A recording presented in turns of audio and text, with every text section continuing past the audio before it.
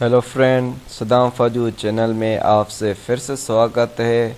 हमेशा की तरह कुछ न कुछ लेकर आते हैं, तो प्लीज़ हमारे इस चैनल को लाइक करो और सब्सक्राइब करो। तो दोस्तों, सिनेमा हॉल में यानी बॉक्स ऑफिस पे दो ही लोगों का कमाल होता है, यानी दो लोगों में बोलूं तो खान्स वर्सेस खिलाड़ी, यानी 3 खान्स वर्सेस 1 खिलाड़ी। यही 4 खिलाड़ी पिछले 3 सालों से बॉक्स ऑफिस पे कमाल कर रहे हैं।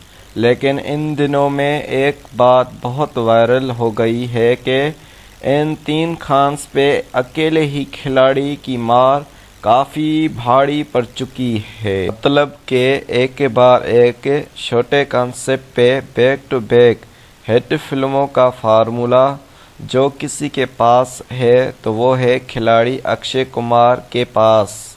मतलब इनके पास कई सारी फिल्में हैं जो कि इजी टू इजी खान्स को हराने के लिए कामयाब हो जाती हैं। मतलब खान्स सोच भी नहीं पा रहे हैं कि यार ये ऐसा कॉन्सेप्ट कर लेता है जो हम नहीं कर पाते हैं। हम स्टार बेस पे जीते हैं, ये रियलिटी स्टोरी बेस पे जीता है।